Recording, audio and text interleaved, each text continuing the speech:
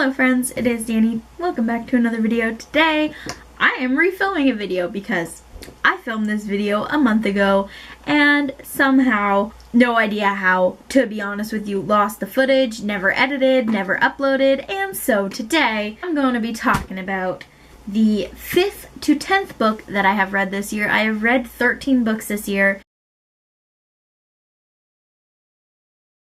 I finished these books like the end of February, beginning of March. Like I said, I did film this video once already talking about these books, and I don't know where the footage went, I don't know where I lost it, and so I'm refilming it so that you can hear about the 5th to 10th book that I've read. That way, when I finish 2 more books, I can do a 11 to 15? Question mark? I think that's the number. First book of this video, but the 5th book that I read this year was The Dangerous Art of Blending In by Angelo Sermelis. This is a book about a 17-year-old boy named Evan. He's falling in love with his best friend. He's from a very strict Greek family. His family is immigrants. He immigrated to America when he was like 5 years old, and he is dealing with being gay in a community which would not accept him, and he also deals with a lot of abuse from his mother. I have a lot of feelings about this book, and because of those feelings and because of such a sensitive topic, I chose to forego a normal star rating for this book. I just didn't feel comfortable giving it a star rating because of the way I felt towards the book, but also because of the sensitivity of the subject that this book features.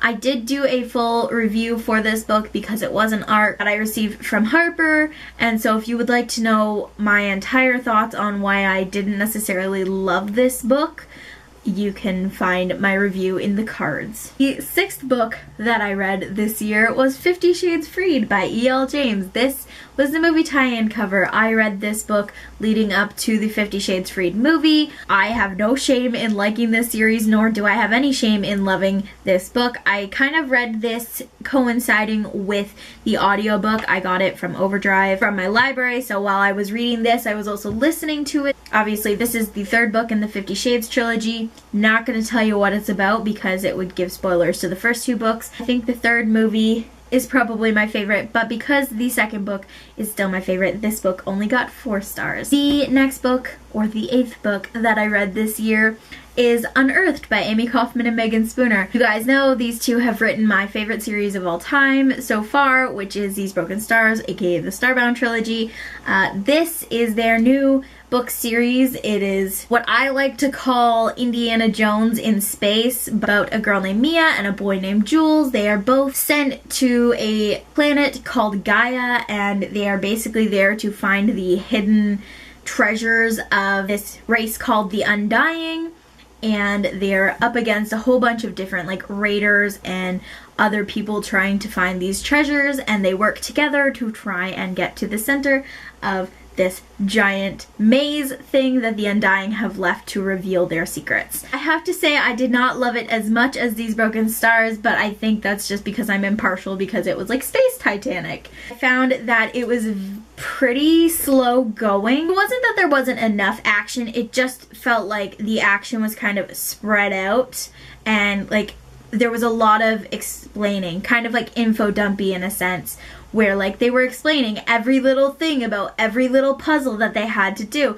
And while I understand that they wanted to do that to like help you understand what these characters were going through, I almost kind of wished that they kind of just skipped through that and like they just magically understood the puzzle so they get right through it, you know? Towards the ending, I could not put it down. It was so good. Nearly like lost my mind because of the ending, and now we have to wait like another year or 2 before the 2nd book, whatever it is, comes out, and I am not prepared to wait that long. So because I didn't love it as much as These Broken Stars, but I still really did enjoy it, I gave it 4 stars. Although on my Goodreads I did say that it was more like a 3.5 star rating out of 5 stars. 9th book that I read this year is Always and Forever Lara Jean by Jenny Han. This is the 3rd book in the To All the Boys I've Loved Before series trilogy. I've had this on my shelf for a while and wanted to read it, and so I finally got to it. I was in the mood for a cute contemporary, and I thought why not jump back into this series because I did really enjoy the first 2. I have to say that I didn't necessarily love this book. I did like it. I really did like it. I just didn't love it. And I don't think I loved the first two either. I just enjoyed them enough to like read them and continue on with the series, but I wasn't in love with them, and it wasn't always like a 5-star read for me. I do have reasons for this though. So I'm not going to give spoilers, but I am going to talk about why I didn't like this book character-wise, because here's the thing. I felt like this in the first book. I felt like this in the second book, and I've now felt the same in the third book.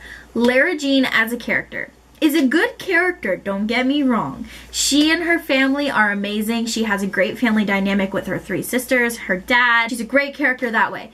She's just, personality-wise, a little too over the top for me, and that's saying something because I'm a little extra myself. I found that she's always been a little immature for my taste, and maybe that's because I'm growing up and I feel older and more mature lately, and maybe that's why I don't connect with her as a character that way. I found her to just be a little immature about every decision she was making. The way that her I'm reading my Goodreads notes, right? So the way that her thoughts end and new scenes begin are the main thing about this book that makes me just roll my eyes, because they're kind of just, they're cringy. She's over the top DIY.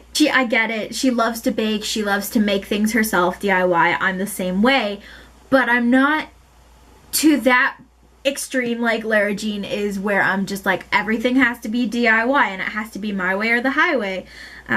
She practically takes over planning everything and doesn't care about the opinions of 2 people that do matter in these decisions. She's dwelling on college, and everything just seems a bit much. I also said that I know that contemporaries can be very cliche and they follow the same rules and over the top about some things, but this book is like just over the top in a way that I couldn't oversee, if that makes sense. I feel like I read through this with my eyes on a permanent eye roll. Like I couldn't handle it. So I felt way too grown up reading this book. So I only gave it 4 stars, but I feel like it was more like a 3.5 star reading. I've noticed that a lot lately. I have not been giving books 5 stars.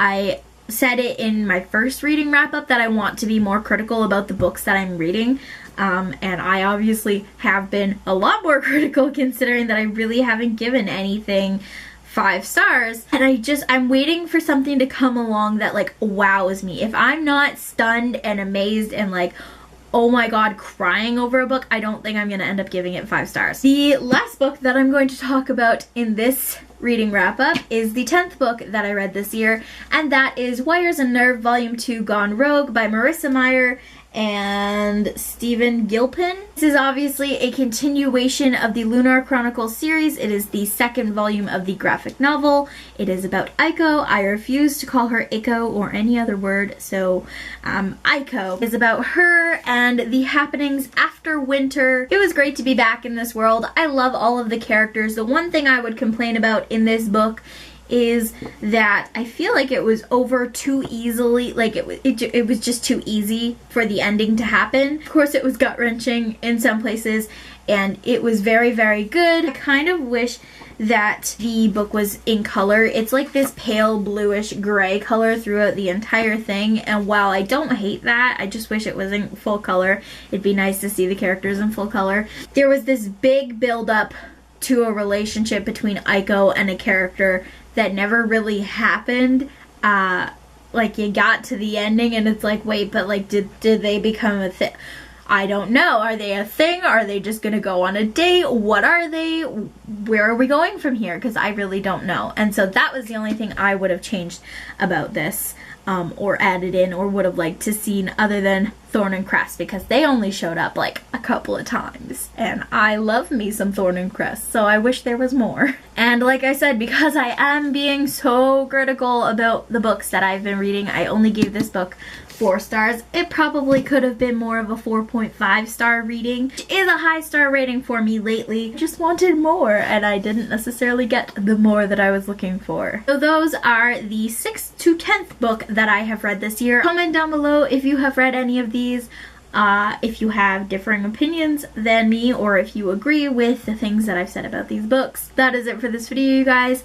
I don't know what my next one's going to be, but whatever it is, I will see you guys in that one.